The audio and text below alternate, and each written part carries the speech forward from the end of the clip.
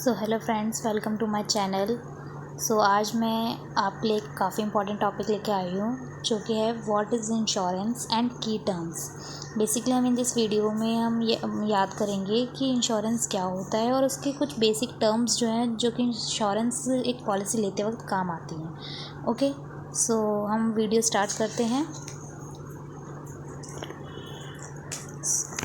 My first topic is that insurance क्या होता है। ठीक है, तो ये मेरे हैंड रिटन नोट्स हैं जो कि आपको काफ़ी हेल्पफुल रहेंगे। मैंने बेसिक नॉर्मल लैंग्वेज में लिखी है कि ताकि आपकी अंडरस्टैंडिंग हो सके। ठीक है, so what is insurance is a contract between an individual और entity and an insurance company in which the individual pay a premium in exchange for financial protection or reimbursement against specified losses or risks such as accident, illness, theft or damage. So basically insurance क्या होता है, मैं आपको normal language में बताती हूँ। Insurance एक ऐसा कॉन्ट्रैक्ट होता है जिसमें, ठीक है, एक ऐसा कॉन्ट्रैक्ट होता है जिसमें एक पॉलिसी होल्डर एक फिक्स्ड अमाउंट, ठीक है, इंश्योरेंस कंपनी को देता है और बदले में इंश्योरेंस कंपनी उस पॉलिसी होल्डर को कुछ स्पेसिफिक रिस्क जैसे एक्सीडेंट, डेथ, इलनेस या प्रॉपर्टी डैमेज के अगेंस्ट फाइनेंशियल प्रोटेक्शन देती है। ओके, जैसे सच एज एक्सीडेंट, इलनेस, ठीक है, इनके बदले आपको क्या देती है? प्रीमियम के बदले आपको ये देती है प्रोटेक्शन। ओके, सो ये बेसिकली डेफिनेशन है इंश्योरेंस कंपनी की। अब हम नेक्स्ट पे और मूव ऑन करते हैं, की टर्म्स। तो की टर्म्स में हमारा फर्स्ट है प्रीमियम। अब प्रीमियम क्या होता है? ओके, सो प्रीमियम क्या होता है? A premium is the amount of money that an insured pays to the insurer for an insurance policy. It is usually paid monthly, quarterly और annually. तो पहले अगर हम इंश्योरेंस पढ़ रहे हैं तो हमें ये इंश्योर्ड पता होना चाहिए क्या होता है और ये इंश्योरर क्या होता है। इंश्योर्ड कौन होते हैं? जो पॉलिसी ले रहे हैं, यानी कि पॉलिसी होल्डर भी आप कह सकते हो। ठीक है, पॉलिसी होल्डर। और इंश्योरर कौन होता है? जो कंपनी होती है, इंश्योरेंस कंपनी। ठीक है, तो ये दो टर्म्स काफ़ी इंपॉर्टेंट हैं, इंश्योर्ड एंड इंश्योरर।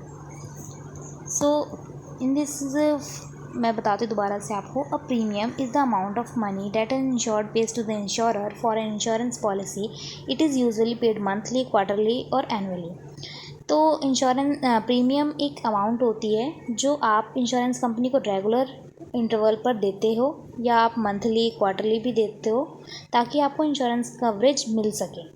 तो इसमें भी काफ़ी टाइप्स के प्रीमियम हैं, टाइप है इसके। जैसे फर्स्ट है सिंगल प्रीमियम। सिंगल प्रीमियम क्या होता है? सिर्फ एक बार पूरी अमाउंट एक साथ पे करनी होती है। लाइक एग्जांपल, एक ही बार आपने 50,000 रुपीज़ पे करके 10 ईयर्स की लाइफ इंश्योरेंस ले ली, तो ये हो गया आपका सिंगल प्रीमियम का एक। Okay, second is regular premium. Regular premium क्या होता है? आपको प्रीमियम रेगुलर इंटरवल पर देना होता है, जैसे कि मंथली या जो आपने डिसाइड कर रखा है, monthly, quarterly, half yearly. Okay, तो ये आपका रेगुलर प्रीमियम हो गया। Third one is level premium. Level premium किस तरह का प्रीमियम होता है? जिसमें आपको पूरी पॉलिसी टर्म के दौरान एक ही फिक्स्ड अमाउंट का प्रीमियम होता है। मोस्टली ये जो लेवल प्रीमियम होता है वो टर्म इंश्योरेंस में होता है। Okay, now fourth one is flexible premium. Flexible word से ही आपको अंडरस्टैंडिंग होगी कि आप अपने हिसाब से प्रीमियम अमाउंट और पेमेंट टाइमिंग एडजस्ट कर सकते हो। मोस्टली ये वाला जो फ्लेक्सिबल प्रीमियम है, ये यूलिप पॉलिसीज़ में काम आता है। हम आगे जब टाइप्स ऑफ इंश्योरेंस पढ़ेंगे तो उसमें यूलिप का भी आएगा, तो उसमें हम समझेंगे यूलिप कौन सी क्या होता है। Now fifth is top up premium. Top up premium होता है कि जो आपने प्रीमियम डिसाइड कर रखे हो उसका टॉप अप प्लान, कि आपने किसको प्रायोरिटी ज़्यादा दी है प्रीमियम अमाउंट में। ठीक है, आप कितना अमाउंट जो है प्रीमियम वो आप जानना चाहते हो कि आपने टॉप से रखा है प्रायोरिटी कि हम वो प्रीमियम लेंगे, वो प्रीमियम अमाउंट हमारा ज़्यादा है उस बेसिस पे जितना हमने पॉलिसी का लिया है। पॉलिसी का एक तरह से मतलब हमने जो रिस्क लिया है जो आपका रिस्क है उसके अकॉर्डिंग आपने जो प्रीमियम अमाउंट डिसाइड किया है अपने अकॉर्डिंग, वो टॉप अप प्रीमियम होता है। Okay, so next one is policy term. Policy term क्या होती है? Policy term refers to the duration और length of time for which the insurance policy is valid and active. तो इसका मतलब क्या होता है? पॉलिसी टर्म का मतलब होता है कि इंश्योरेंस कितने साल तक चलेगा, ठीक है, यानी कि duration of length of time, ठीक है। ये is most important in this definition, ठीक है। पॉलिसी टर्म का मतलब हो गया कि इंश्योरेंस कितने साल तक चलेगा, जब तक पॉलिसी टर्म एक्टिव है तब तक आपको कवरेज मिलेगी। Okay, now third is premium payment term. Premium payment term क्या होती है? Okay,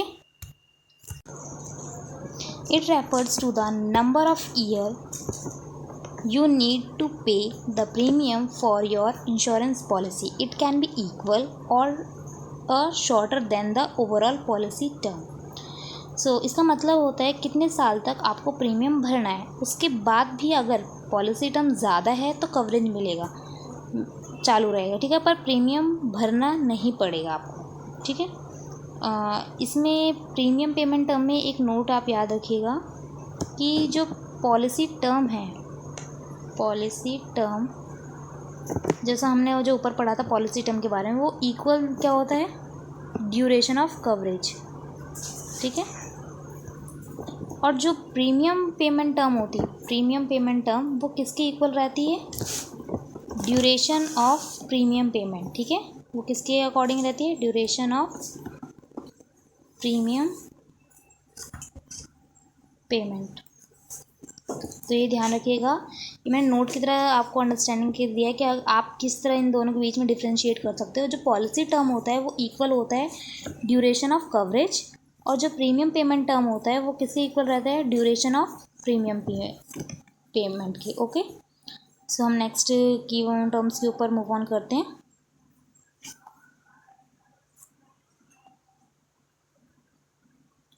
so next is policy assignment. Policy assignment क्या होता है? आप ये असाइनमेंट अपना कॉलेज या कोई ऐसा वर्क मत समझिएगा, इसमें कुछ और डिफ्रेंशिएट रहता है। ओके, मैं बताती हूँ पॉलिसी असाइनमेंट क्या होता है। It means transferring the ownership. Okay, ये काफ़ी इंपॉर्टेंट लाइन है, आप इसे अंडरलाइन कर लीजिएगा, हाईलाइट कर लीजिएगा। It means transferring the ownership of N insurance policy from the current policy holder to another person. Okay, it's a very important thing जो मैंने इसमें सर्कल किया है, वो काफ़ी इंपॉर्टेंट टर्म्स यूज़ हुए हैं इसके अंदर। After assignment the new person becomes the owner of the policy and can receive the benefits of make decision about it. So इसमें इसे नॉर्मल मतलब मैं बताती हूँ। इसका मतलब है कि पॉलिसी का ओनर बदलना, ठीक है, नॉर्मल टर्म्स यही है। पूरा इस पैराग्राफ का मतलब यही है कि आप जिसमें ओनरशिप है वो ट्रांसफ़र कर देते हो दूसरे पर्सन के ऊपर। अब इसमें भी दो तरह के असाइनमेंट है, ठीक है। First one is absolute assignment. So absolute assignment क्या होता है? Like full ownership of the policy is transfer to someone else. Okay, आप इसमें क्या करते हो? फुल ओनरशिप ट्रांसफ़र कर देते हो। And second thing is collateral assignment. Collateral assignment क्या होता है? बेसिकली इसमें policy is assigned as security for a loan. अब आपको उसमें भी कुछ समझ नहीं आएगा तो मैं एक लाइक एग्जांपल देती हूँ आपको। If the borrower dies the insurance amount goes to repay the loan first and rest if any तो goes to the nominee। Okay, अब आपको इसमें समझ आएगा कि अगर बोरोअर्स लाइक सपोज डेट हो गई तो जो इंश्योरेंस अमाउंट है पहले वो किसको जाएगी? As a collateral repay the loan amount, ठीक है। देन अगर उसमें से कुछ अमाउंट बचेगा तब वो नॉमिनी के पास जाएगा।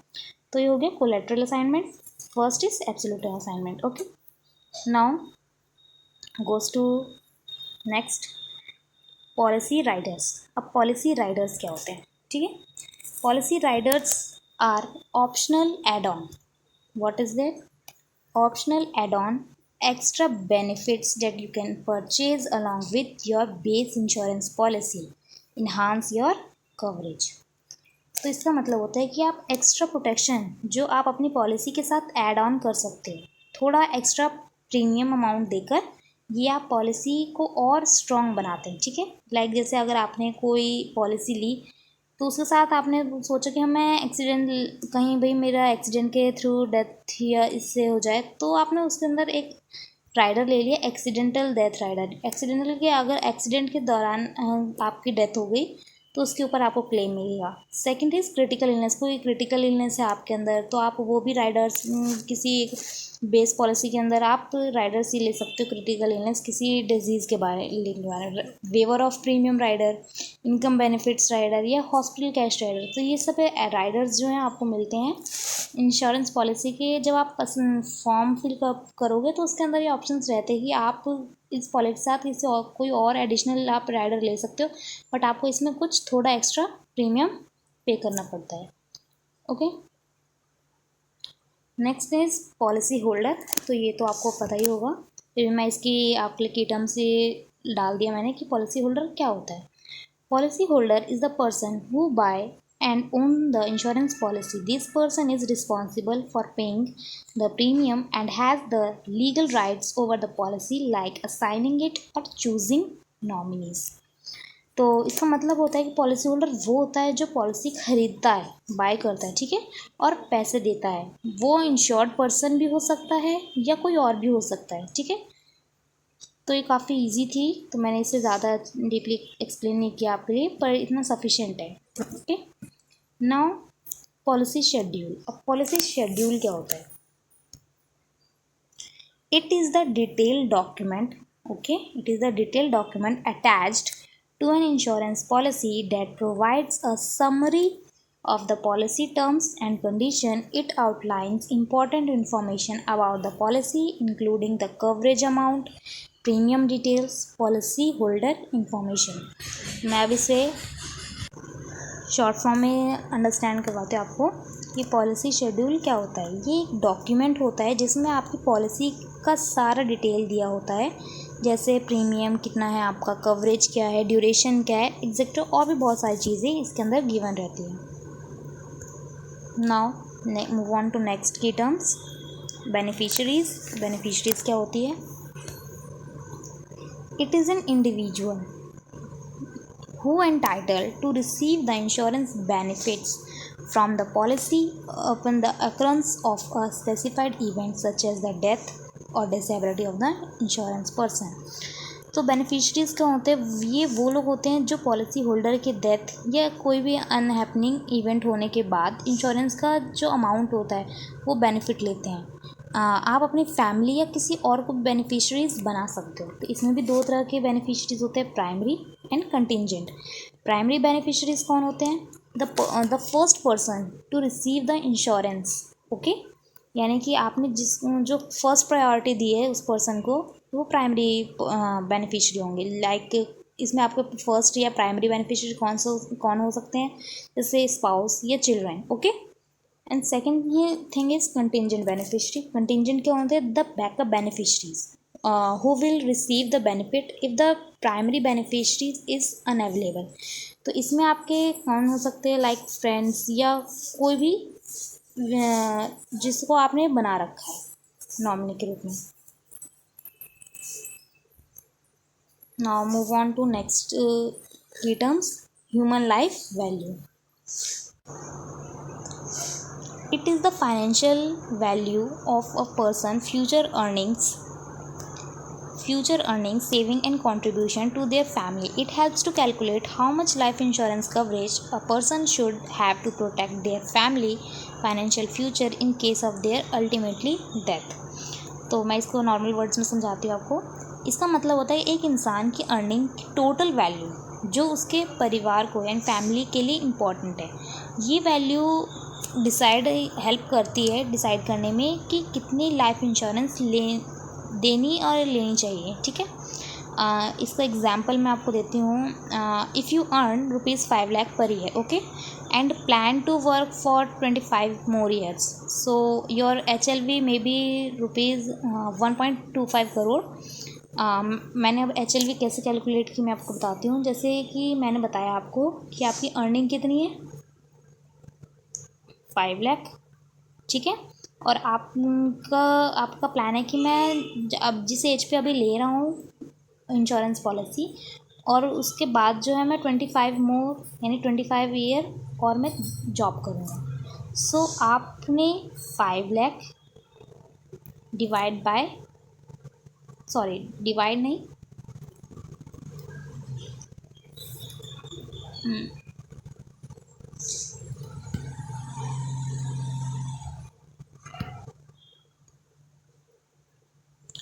या 5 lakhs multiply by 25. Okay, so your answer will come 1.25 crore. Okay, so इस तरह हमने कैलकुलेट किया ह्यूमन लाइफ वैल्यू। सो इसमें आपके फैक्टर कौन कौन से यूज्ड हुए हैं अगर आप HLV कैलकुलेट करते हो तो?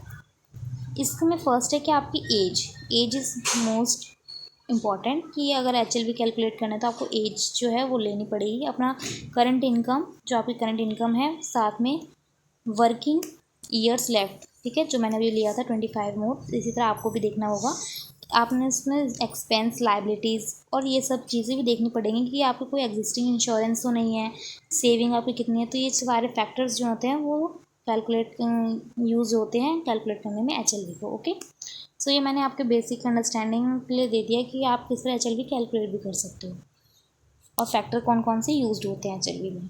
सो move on to next key terms, surrender value. It is the amount of money a policyholder receives from the insurance company if they decide to terminate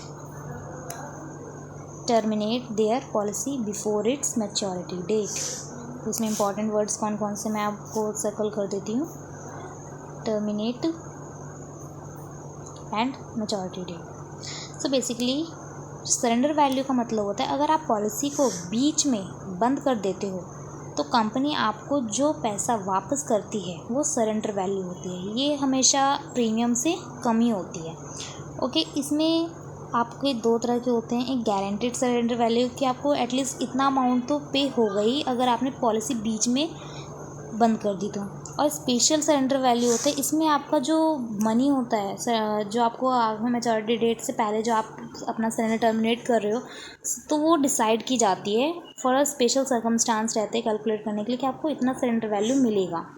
ठीक है, और गारंटेड में क्या होता है कि आपको गारंटेड रहता है कि आपको एटलीस्ट इतना अमाउंट तो मिलेगा ही मिलेगा अगर आपने पॉलिसी को बीच में ही मैच्योरिटी डेट से पहले ही सरेंडर टर्मिनेट कर दिया तो। ठीक है, now move on to next, paid up value. So paid up value is the amount it is the reduced value of a life insurance policy when the policy holder stop paying premium after paying for a minimum period, usually 2-3 years, but does not surrender the policy. इसका मतलब क्या हुआ, इसमें मैं underline कर देती हूँ reduced value, and second thing is that after paying the minimum period जो कि 2-3 years होते हैं but not a surrender the policy. Okay, so इसका मतलब होता है अगर आप पॉलिसी बीच में रोक देते हो पर सरेंडर नहीं करते हो तो आपकी पॉलिसी छोटी कवरेज के साथ एक्टिव रहेगी, आपको फ्यूचर में कोई प्रीमियम नहीं देना पड़ेगा। ओके, तो ये आपकी होती है पेड अप वैल्यू। तो मैंने नॉर्मल वर्ड्स में आपको अंडरस्टैंड करवा दिया कि पेड अप वैल्यू क्या होती है। So move on to next, sum assured.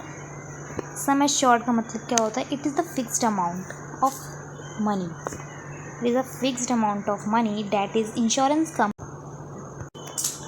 मतलब कि वो फिक्स्ड अमाउंट जो इंश्योरेंस कंपनी आपको या आपकी नॉमिनी को देगी अगर क्लेम होता है। ये अमाउंट आप पॉलिसी लेते वक्त डिसाइड करते हो कि आपको कितना सम एश्योर्ड मिलेगा, कि आपके मैच्योरिटी टाइम पे या कोई अनमिस हैपनिंग होने पर कि लास्ट में वो कितना अमाउंट मिलेगा। तो ये आपको पॉलिसी लेते वक्त ही आप डिसाइड करते हो। ओके, तो इसे हम कहते हैं sum assured amount. So it is thank you for watching. अगर आपको वीडियो पसंद आई हो तो लाइक सब्सक्राइब ज़रूर कर दीजिएगा, एंड आई होप आप इस इस वीडियो से काफ़ी अंडरस्टैंडिंग हुई होगी कि इंश्योरेंस क्या होते हैं और इसके की टर्म्स क्या होते हैं। तो अब हम मिलते हैं अब हमारी नेक्स्ट वीडियो में, तब तक के लिए बाय।